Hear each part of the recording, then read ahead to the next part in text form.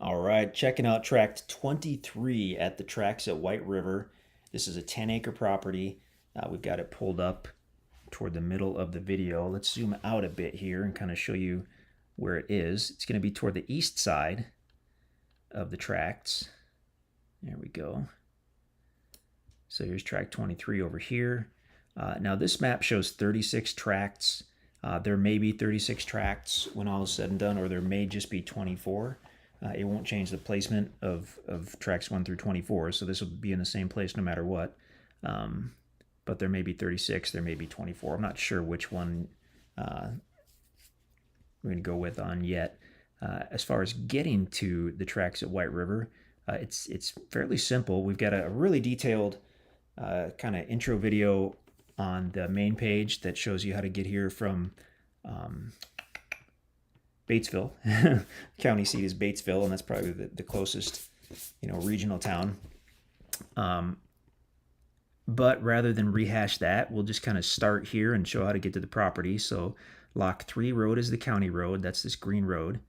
It's named Lock 3 Road because it is how the city accesses this hydroelectric dam here, which is called Lock 3. And that's because it's got the dam, and then it's got what's called a lock on the east side.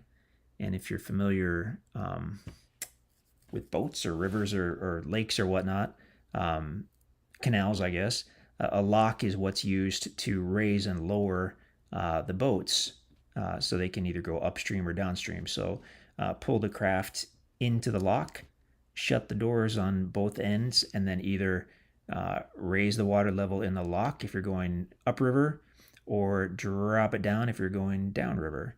And that's lock number 3, so that's Lock 3 Road. I think there are 3 or 4 hydroelectric dams between this point on the White River and Batesville. This one, even though it's there, I think it's not producing power. Someone told me intentionally they just basically didn't need it to produce power right now. So it is still there, but it's not kicking any power toward Batesville. But you will see when you're out there the power wire. And what that is we've been told, it's not the power running to the hydroelectric, it's how they would get the power to Batesville. So maybe they'll use that in the future, maybe not, but either way, now you know. So to get to the property, we'll take Lock 3 Road, and as we mentioned, it's a county road, but it's basically more or less a minimum maintenance or unmaintained county road because really this is just a recreational area. There are very few homes out here. I think the last home is just before you get to the tracts, and so the county grades the road every now and again up to that last home, and then beyond that they really don't do too much. I don't know if they maybe come out once a year or whatnot, and that would change, I think, if a couple people either built a cabin out here or did a hunting camp out here and let the county know, hey, we'd really like you to start maintaining that road. That's something that they potentially would do. But either way, you want your four-wheel drive truck or SUV to get out here, even if they started to maintain that county road. You're still going to want it. You're still going to want four-wheel drive. You're going to want the extra clearance, and you've got the gravel easement roads besides that are minimum maintenance roads. So yeah, you want four-wheel drive.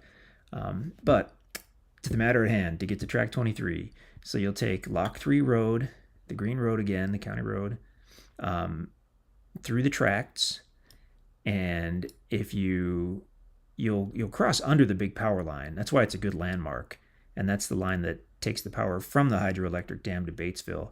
You'll come into what appears like a miniature cleared meadow, but then if you look up, you'll see that big power line.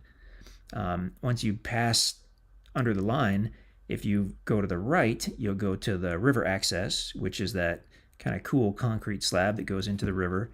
But if you don't go right, if you just go straight, the road will veer to the left. You'll go up a small hill, and then once you get to the top of the hill, look to your left, and you'll see the gate. That's the start of the easement road system for the rest of the tracks out here. There is a gate on the other side of the road as well, on the south side or on the right, but that gate basically goes nowhere. It just goes kind of back into this area, which really isn't anything. So you're looking for the gate. It'll be on your left if you're coming from the north, but either way, it'll be on the north, or I guess kind of the east side of the road. It's basically a large pipe gate, but it's got kind of I guess a commercial look to it, and it's been there quite some time. But if you'll get a hold of us before you head out there, we'll let you know how to unlock that gate so you can get in and check everything out. So you'll unlock the gate, you'll go through, and you'll start going up a fairly long hill. It's not super steep, but it's fairly long. You'll cross tracks 9 and 10. Somewhere around here, you'll kind of level out and keep on going. This looks like a Y in the road, and it is, but it'll be very apparent that you stay to the right when you're out there, because the left fork is barely ever used. So just kind of follow what looks like the main part of the road. Keep going, keep going. Now, when you get down here to the Y on track 17, that might be a little tricky because it could be that both directions have about the same, wear pattern, I guess. But if you have the MapRight app, or the Land ID app it's called now, on your phone, and you get everything set up before you go out there, it'll be really easy because there'll be a colored dot on your phone, and it'll be tracing the map that you've downloaded essentially. What you want to do is go to the FAQ page on our website and watch the short video on how to do that. If you don't do that, it might be tricky on your first trip because it is easy to get turned around. And you want to set that up while you're in town, while you have absolutely fantastic reception, because it does take pretty decent cell reception to download that and to get the map, the link to this map up and running. But then once it's on your phone, you can just leave it for the day and refer to it if you need it. And even if you get out here and have pockets of poor reception or whatnot, it's still going to work, because once it's loaded and running, it can use GPS to function. It's just that it's nearly impossible to get it loaded and running if you're in an area that has less than great cell service. So that's something to keep in mind. Another thing to do is just screenshot the maps on your phone. It's pretty easy to do. If you print them out, kind of like we like to do because we're old school, then that's almost foolproof. But lots of different ways to do it. Just do whatever you're comfortable with so you can have a pleasant trip out there. You'll keep going easterly, and it won't be too long, and you'll be at track 23. So track 23 has actually the easement road providing access across the northern part, and it goes southerly and somewhat diagonally, southeasterly, lengthwise across the tract. So you've actually got road access to a large portion of this property, which is pretty neat. So you can kind of see and explore the whole property without having to create a huge driveway or trail or whatnot. Why don't we go to a topo map here? Okay, so that's the vintage topo, it's called. These were created in the 1950s. We've been using these topos, these USGA topos, for about 20 years. They've been great. Recently, they came out with a newer version. I don't know if it's USGA or not, but this is called the modern topo, according to MapRight. And it's basically we think it's a sanitized version of the vintage topo. So we tend to stick with the vintage topo because that often gives a little extra detail, a little extra information that the modern topo kind of glosses over. They're basically similar, but we tend to stick with the vintage topo, probably because we're used to it, I guess. What the topo is telling us is that the property is the highest at the northwest area here. This portion on the north side of the road is fairly level. If you look at the spacing between these contour lines, that indicates that it's fairly level.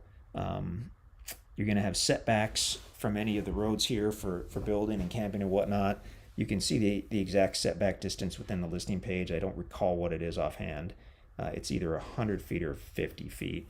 But either or, there is room on this north side where you could get beyond the setback and potentially set up set up your camp, or even a site for a cabin, or just to park an RV or whatnot.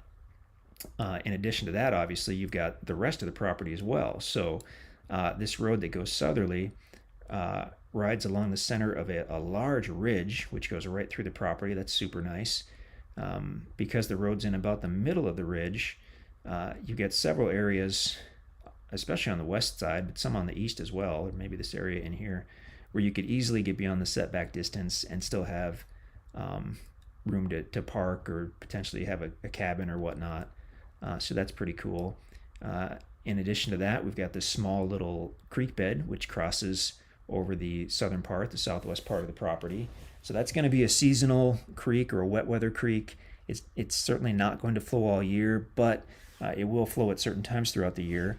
And it gives you an authentic ancient Ozark creek bed, which is pretty cool. You're going to have rock formations, you're going to have fossils, you're going to have neat stuff, and a creek bed with the valley like this is a good place to check for springs, for live springs, if you're looking for that on a property, and also potentially for caves.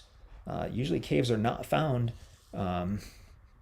in flat areas. They're found in valleys like this, and usually not at the bottom. Usually toward the middle is where we've seen most of the caves that we've either stumbled across or visited that were existing caves.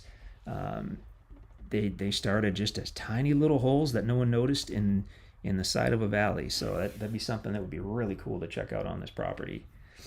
So we will keep this one short, but beautiful tract. This one probably appeals to quite a few people, because it's going to appeal to the hunters as well, I would think, because this road access gives you easy access to just about every part of the property.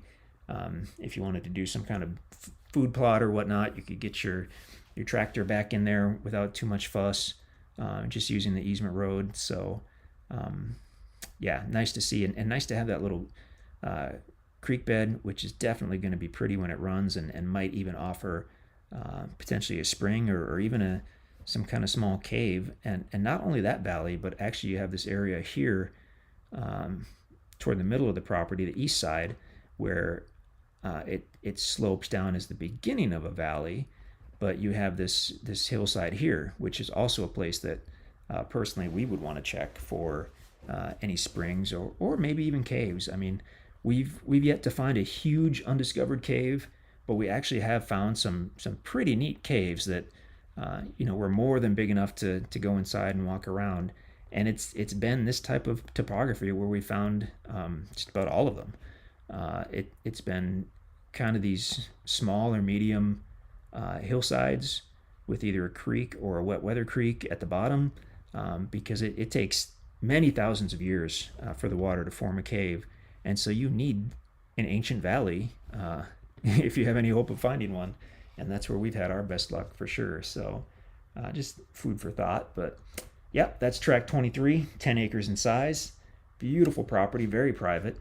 If you have any questions on that, you can let us know. You can give us a call in the office, of course, or you can send us an email and get a hold of us that way. But either way, we would love to chat with you about this property if it's available. If it's not, we'll let you know what we do have and what might be coming up. So get a hold of us. We love to talk about properties in the Ozarks. This happens to be in northern Arkansas, in Independence County, Arkansas. County seat is Batesville, which is about 15 miles southeast. Beautiful area. The White River is, bam, right over there. So fishing, floating, canoeing, kayaking. We've been told you can trout fish in this section of the White River, which is pretty cool.